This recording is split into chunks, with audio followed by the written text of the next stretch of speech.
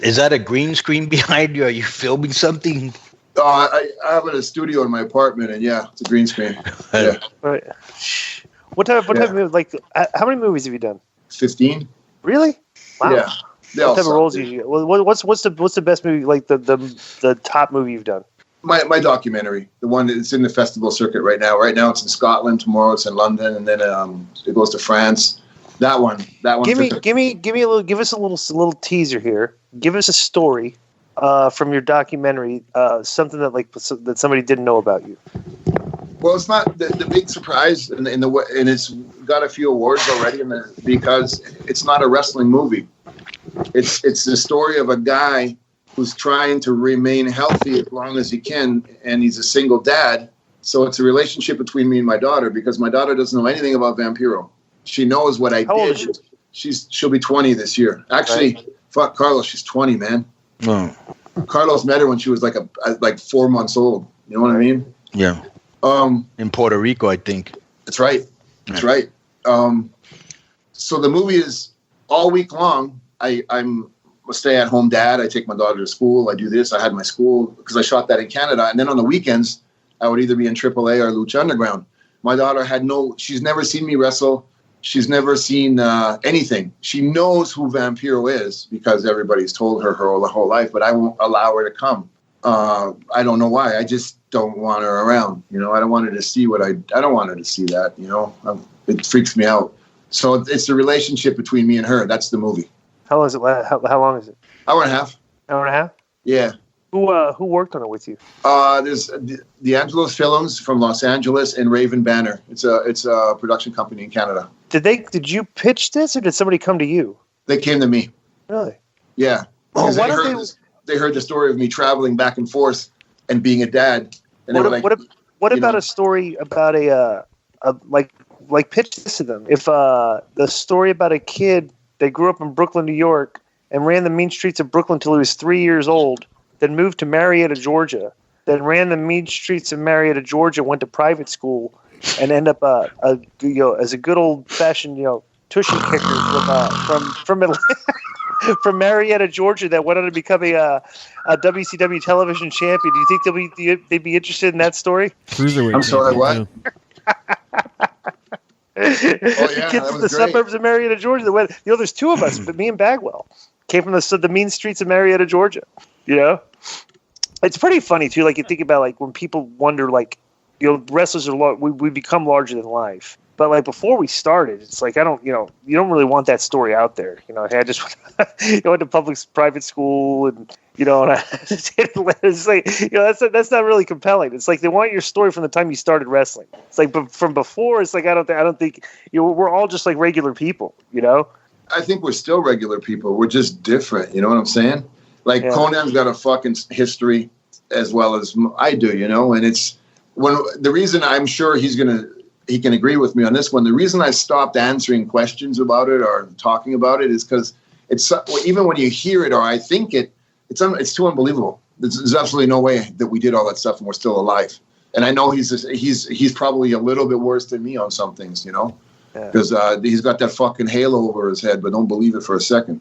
Let me ask you a question, because Konnan says the place erupted. I want to know what your opinion was on this. I guess that was fake news. What was the pop like at that AAA show recently where you and Konnan just stood toe-to-toe and started slugging it out? He says it all the time. He says, let's stop being two stupid motherfuckers and take this money. And it got a huge pop, right? It was, which one? The Triple Mania one or the one in Monterey? What was the first one where you got, there was the Rumble match, you came in, then Vamp came in, and you guys just started punching each other. Boom, boom, boom, which you don't see that anymore these days in professional wrestling. Two guys just standing there just slugging it out, What show was that? Was that Triple Mania? That was Triple Mania, right? Yeah, what was the pop like for that? It was kind of like the building was going like this, It was so loud. You felt that it was just like this movement. And I knew I couldn't savor the moment because it wasn't our moment, but it was our moment. I wanted to take that, but it was Let me tell you what I like about it. Yeah, it was just too much, man. I like that there's still you look at the old school guys and we're older, they call you out of touch and stuff and everything and all that, and you get in the ring and it's It's almost like the other wrestlers that think you guys shouldn't still be doing this because you should be, when they hear the pop, it's got to kind of like really like embarrass them. That like, it's like, God, I think like these guys are kind of like, these guys are, right. And then like you go out there, you get a huge pop, and it's like that this younger generation still looks at us as like, and you say like, hey guys, we still know how to get the people. So it's like, it kind of makes you feel like when I see stuff like that, I pop because it's like, I know what the young generation thinks of us old guys. They think like, we're hanging around. I'm aloof. You know what I mean? I don't, yeah. I'm just, and he's the one who puts me in check. Everything that you just kind of just said, he's like, we still got it. Right. There's that scene in Lethal Weapon where Mel Gibson and is about to fight Jet Li at near the end of the movie, and Danny Glover's going like, "Don't do it, man. You got your ass kicked the whole fucking movie. He's gonna kill you."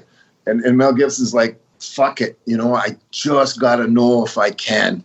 It's one of those moments. Right. It's like that moment in Rocky where he stands in front of the commission and he just gets in their face. You know what I'm saying? It's like, that's why I'm telling you can't compare it or try to decipher it or understand it. Konnan and Vampiro in Mexico, unless you were there, you're like, you hear that, you're like, nah, that's not true. Well, that's why I'm wondering why does you saw that pop in Triple Mania. If he would come out in a house show by himself, he had that pop. Why don't you? That's the thing I'm saying. Why don't you guys? Everything's documentary these days and content, everything. Why don't you guys do a documentary then tell the Konnan and Vampiro story? It's not over yet. Get footage and stuff. It's not over yet. It's like that's fascinating. You guys are still doing business. It's like you guys have all these ups and downs. Publicly buried each other, publicly got together. Just like, and it's over the years. It's like ultimately that's what professional wrestlers are, though. They just want to make money, and it's like Jesus. We can still like. I'll never retire from professional wrestling as long as somebody will pay me to do it. And if I'm going to do it, I want to get paid as much as I can when I do it. That we all want to make money, dude. But he's got the same bug I do. It's that creative. It's that moment. Sometimes that means more than the money. That opportunity to just to go out there and have the people. It's magic, man. When you guys were working with each other, were you like, who was the booker, Pena? He was never really in AAA. Who was booking? He was more in CMLL. Were you guys basically calling your own shots back then, or were they telling you what to do, even though you're on top? Because Hogan calls his own shots here. Flair would basically call his, all the top guys basically. This is the crazy thing, bro. We didn't have to call our own shots because they protected us. They were like, why would we not protect these guys that are making money for us? So, you know what I'm saying? They just told you what you were doing that night, and you just went out and did it. So when like I'm not, brother, they would beat the shit out of me for the whole match and give me a foul, and then they would pin me. I'd be okay. I'm worried about those two girls in the front row. You guys go ahead and get the victory. Right. Jesus. That's crazy. But it's true. It's like Carlos said. They protected us. Why are they going to hurt us? Because we made them more money in one day than they would make in 3 or 4 months. Because you got paid on a percentage in Arena Mexico. Wow. And like every time we win, it was full. Who was your travel? Who did you spend the most time on the road with, Sam? Myself. I was a loner. What about how often did you travel with Norman? That was the only guy. That was probably the only guy that I ever really saw him ever travel with. But he was a loner. Yeah. But they paid Norman. Yeah, to babysit him. See, now Disco don't start your shit. You can ask Norman, ask Carlos. I've already asked that. It's funny because me and Norman, when we were working for Henry Hubbard, we were on the road. Like I must have wrestled him like 70 times on army bases all over like Asian stuff and everything, and here in the United States and stuff. And we just like Norman. Like I've probably spent more miles with Norman and Henry Hubbard than I have with anybody else in the business. Yeah, Norman's job was to make sure I got to the arena. Right. Yeah, that was it. That was his job. Oh, I guess. So that's great. I'd be like, no, come on, let's go to the movies. No. What are you doing in AAA now? I kind of do a little bit of the publicity, promotional stuff, but I'm in a pretty cool storyline with Carlos and whatever he needs help with, which isn't much, but I'm there. We do sometimes of English commentary, stuff like that. Let me ask you this, because I've always asked Konnan this too. When he started in AAA and stuff. Who are some guys that you would buy stock in, like wrestlers that are up and that are coming up right now? Not a lot of people know them, but you would bet like okay, these are the guys I'm betting on that are going to be that are going to make a name in the business? Like, who are some guys that we don't know? Like, throw some names out there that you want to basically say, hey, look, I'd put my money on these guys. Like, who's impressed you? El Hijo de Vikingo. Who's that? He's a young man. I guess he's in his, almost in his mid-20s. He's probably one of the top guys right now. Was that fair to say, Carlos, in AAA? Yeah. Mm-hmm. Yeah, he's he'll phenomenal. be the next breakout star in the United States from Mexico. Yeah, he's when Ricochet was doing all his moves and right, like it was like, oh my god, and even what's that dude's name? Will Ospreay. Will Ospreay, yeah. Yeah, he and even Kenny Omega when those guys were like, holy shit, this kid's like that. Like he's just spectacular. Right. Him, all the guys that Carlos has brought in, the guy Laredo, the kids from TJ, those kids are innovators. They do things. It's like it's a video game watching them. It's like there's absolutely no way they're gonna do this better. And then they come up with new shit. It's insane. They're just out there. Yeah, I would put it's El Hijo de Vikingo is my personal pick, but it's the whole new generation. Mm-hmm. Like there was always 1 star, 5 stars, 2 stars. Now there's a whole new crew. I guess it's taken him about 1.5 years to do it, but I think Carlos has got the rock star lineup right now for sure. Nice. Yeah, well, you're a big part of it, man. I want to thank you for everything. And the cool thing is like when we did that thing in Triple Mania, we were almost cashing in on our rivals because what happened was, as you know, for a long time we didn't get along. But then once we did make amends. Is that a shooter or work? Well, it was a shoot. For my part, I did not like you, and I know you did not like me. That's not true. Okay. I can talk for me. I did not like you, but I don't believe you. Yeah, I don't believe me. I don't believe you. And then what happened is we finally made amends, right? But the public didn't know it, So the public still thinks, like in Mexico, we hate each other. That's why he gets a humongous babyface pop, and I just get booed out of the fucking building, because they're just waiting for him to hand me my ass. What projects you got going like right now? What's your next big thing? The band's a big one. We're finishing 3 songs in the studio tonight. We got a South American tour coming up. What type of music you play? What's the name of the band? The band's name is Vigilante, and it's hardcore. Cool, there's a the meaning behind the name is the words of the song are. Isn't that weird? Let me tell you this is I've always thought this, like if you have a band, all right, your name should be cool. Like Vigilante, that sounds like a cool name, So, but like you see, like the artistic impression of bands, like they have these weird, stupid band names and stuff in there and all that. And it's funny, but like there's a lot of cool band names. But isn't it hysterical? Like how you can come up with a cool band name, but in professional wrestling, it's very difficult to come up with a cool name for a tag team. It's like like seriously, like I'm wondering why more tag teams don't have cool ass names like bands, I don't even think about that, dude. I don't know how to answer you. I do. Like I think about when I think of like when WWE had like Team Hell No because Daniel Bryan was teaming with Kane. Team of like it's just like come on. Like, all right, that's very nerdy question answer. Let me ask. Yeah. I don't know, dude. So what type of? You said you play hardcore. Hardcore what? Punk? Yeah, hardcore punk. Yeah. Okay. So what would be the difference between? Because hardcore punk sounds hardcore as is. What is a difference between hardcore punk and regular punk? To us, nothing. But. Right. To anybody else, like somebody would, if I say the name Green Day, not because I'm trying to say they're punk, but that style of music, it's happy. It's not that aggressive. As, like happy punk, would you? Yeah, that would happy punk. Yeah. Like I love the Ramones. The Ramones, I would fight the world for the Ramones, but the Ramones today would be happy punk. Hardcore. Yeah, but that's also a group that's 50 years old, right? Yeah, but. Yeah. Hardcore is like Slipknot, like Hatebreed, Agnostic Front, Sick of It All. Hardcore is like heavy metal with no guitar solos and 300 million times faster. Like Motorhead, exactly kind of like Motorhead, just loud, fucking loud, and man, I love it, and it helps because I got to memorize the words, right? So to me, it's therapeutic because when you have head trauma, you get panicky when you go in public, around people. You just feel uncomfortable.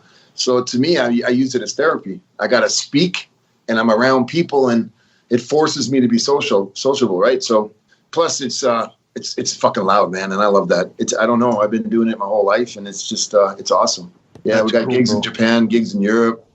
It's pretty cool. Right. But have you heard of this? Can you see that? The Camino de Santiago. What is that? Yeah. You've heard of that, Carlos? No. It's a religious pilgrimage. Right. That a few guys, and they were in sainthood now because of this. It was one of the paths that the Grail was taken on, and it's on a certain point in the earth where the energies are in the right place. And I'm really in, like I said, the Templars. Yeah, where is this? In Spain, and so I love this weird shit. So I'm gonna do this pilgrimage, and it's an 800-mile walk. Right.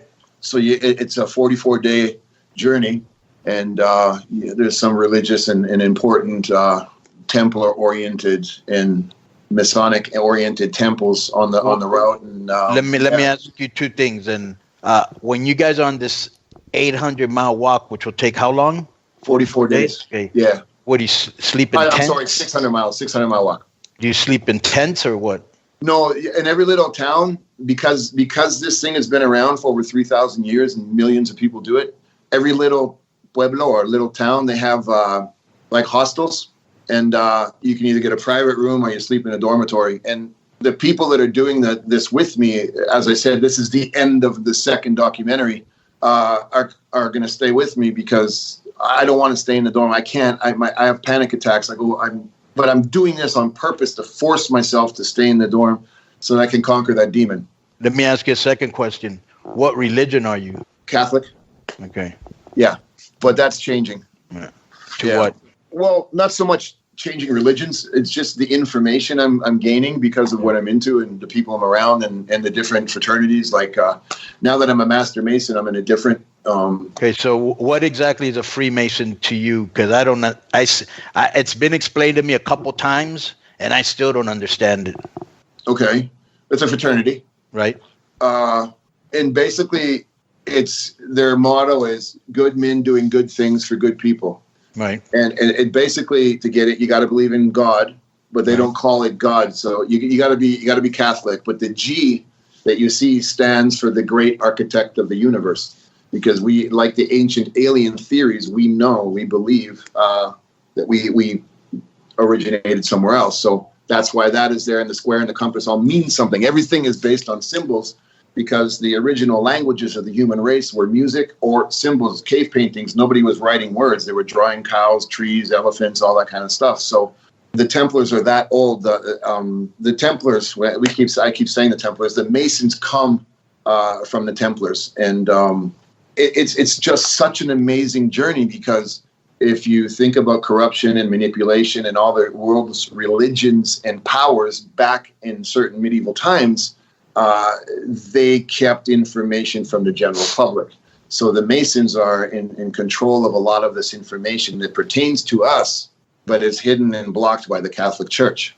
So it's such it's such an interesting journey, because I started getting into these weird things when I started researching vampires, and I participated in a vampire cult to understand my character better. And then from there, I went to another one. Then I started studying voodoo, and then I was on a paranormal TV show, and I started having access to all these things. And at the end of the day, it's all the same. It all comes, and it's all the same. It's all the same, and it's just amazing. So what the Masons do is they help the community continue to grow in a positive manner. They try to help people who are down and out get on their feet and get a better style of quality of life.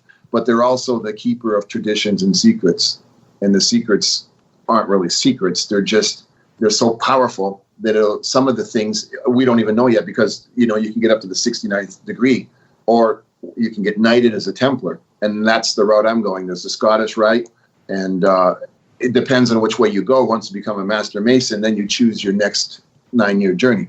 So they like the stories about the universal language of mathematics and in our real races, raíces, where we come from. I'll finish it by saying this. and the Masons told me, and they showed me, and I'm blown away. When we were created, when things were changed and manipulated, our math system is based on the decimal system. The number 10 is a base number for us as humans right now. 10, 100, 1,000. That's how we measure things. It wasn't always like that. It's the number 12. Anything that's 3, 6, 9, 12, et cetera, that's the universal language. And there are cave paintings where you can see a hand that has 6 fingers. We were manipulated and changed. Now we have 5. It's such a, if it's true or not, it doesn't matter to me. I'm just so fascinated by the journey and the story that it's just mind-boggling. And I absolutely love it because I feel like I'm learning something and I forget it so fast because of the trauma. I feel like it's such a magical experience for me. I really, really enjoy it. Yeah, it's a lot of fun. Yeah. All right. Well, that's weird because when you think about having 6 fingers, what if for a while, we didn't need it, and through evolution, it just grew into 5 fingers. You know what I'm saying? Because look at a monkey. Right. A monkey's been the same way since its inception. Right. 1 million years. Right. So in 1 million years, it hasn't evolved. Yeah, but maybe because monkeys have to climb trees and shit, we don't. I think humans have been around 50,000, 70,000. So what do you think the 6 fingers means? I just think that the people who genetically put us here manipulated DNA, and it's a control thing. Nobody knows. I don't know. I just know what I saw. I know what was explained to me. I actually have something from another universe here in my apartment, and it's full of energy life. If I showed you how to use it, but it was given to me by one of these elders in the group, and it's part of the original asteroid that came to Earth and caused that explosion. There's fragments of it all over the place, and they've collected them and they hand them out to us. I can show it to you if you want to see it. It's just a little rock, right. But it's when you see it. And I tried to do this the other day, but I couldn't. I don't know why, because it's not dark. But when it's a black rock, but when you put a light under it, it becomes transparent. It turns colors, orange, red, blue, and you see energy moving around inside of it. Proof that there's things out there that we're never going to know about. Not in our lifetime anyways. And I love all that. I just think it's fascinating. Well, I'm going to be in Las Vegas February 7th, 8th, and 9th. I'd like to see this rock. I'll show it to you right now. It's this weekend. Are you coming this weekend? Yeah. Yeah. You're on the show too, right, Di? Mm-hmm. No, Saturday and Sunday. Yeah, I've got my new shirt will be debuting. What is it called? Brooklyn Strong Style. You like that? Will you pop if I wear a Brooklyn Strong Style shirt on the show, Konnan? Yeah, I have 2. This is the first one that I was given. Right. And that's the second one. Right. I don't have any way to show you. I'll show you when you come here, of course. Yeah. If you put a light under this, I don't think you can even see it here. No. Can you see that? Does it change color a little bit? Can you see it's kind of turning white? Yeah, it does a little bit. Yeah. So when this is dark, when it's black, and you put a light under here, this turns white, clear, and there's energy moving around and everything. And this is part of the original. These 2 come from that meteor, and it was collected because there's 2 meteors, right? And this one comes from the Soviet Union, and it's just incredible. And the more that I'm afforded the opportunity to study these things, my life is so surreal. That's why I go back to the question before. To tell you about Konnan's life or to tell you about my life, no one believes it. So why am I going to... I know what I'm doing. I know what I'm living. Why the fuck do I give a shit what someone Mark fucking cares about? You know what I mean? Sorry, I tried not to cuss, but I had to get one in there. Don't worry about it. We're definitely not politically correct on this show. Yeah. So, yeah, you're on the right show if you want to say what you want. Like, not offend anybody. So, right. Yeah, we don't give a fuck. So, well, again, bro... glad to have you on the show. What platforms can people find you on? Do you have YouTube, IG, Snapchat, Twitter? Yeah, I have on YouTube, it's Vampiro TV. On Facebook, it's just Vampiro. It's verified. On Instagram, it's Vampiro Voodoo. How do you spell that? VUDU. Vampiro. Okay, VUDU. Cool. Yeah. And on Twitter, it's just Vampiro_Vampiro. All right, cool. And as soon as we get the podcast up and rolling and everything, we'll all be sharing it across social media. So it'll be out on Spreaker first, and then it'll follow on iTunes and Spotify and all that stuff. It's been cool catching up with you, Vamp. we got more work to be done. And, thank you for everything that you've done for the company. And I just want to tell you, thank you for being on Keeping It 100. Boom. Yeah. Do I get to say thank you or no? Of course. Yeah. Oh, okay. Cool. Okay. Fucking disco got hot at me. I've never had this opportunity before. I'm sure I will later on down the line. To all your fans, all your listeners, and anybody else who's going to certainly gossip about this. I need to say, if I've ever done anything intentionally or unintentionally that I haven't apologized to you for over the years, I'm so sorry that we had to waste so much time. And you're one of my older friends. You've been in my life for 32 years, and good times and bad times, brother. And you've done, sometimes it bothers me now more than it did before. But people say, I don't know what it is, but people talk bad about you. They talk bad about me. But I wish they would just look back and look at the history of our business. Who the fuck else is in 3 companies at the same time on top right now? You. Who else? Who else has done that? Nobody. You've been involved in AAA since its inception. Whether people job out the programs or they like it or not or whatever it is, it's been you running the ship, dude. I mean, not a lot of people give you the credit or the recognition or the thanks or the praise that you deserve. And I did it once at some wrestling thing. I get was that Kev Kleinrock's deal, but I'm doing it here on your radio show, and I'm looking at the camera. You can see it. I'm telling you your face. I appreciate what you've done. You opened the door for me in Mexico. I've made a living like you. I've been on doing this, this is my 37th year. And my daughter goes to school. My mom has a home. I am afforded the opportunity to get my health back. I come down to Mexico. You and I are enjoying little bits and pieces of what we've done together.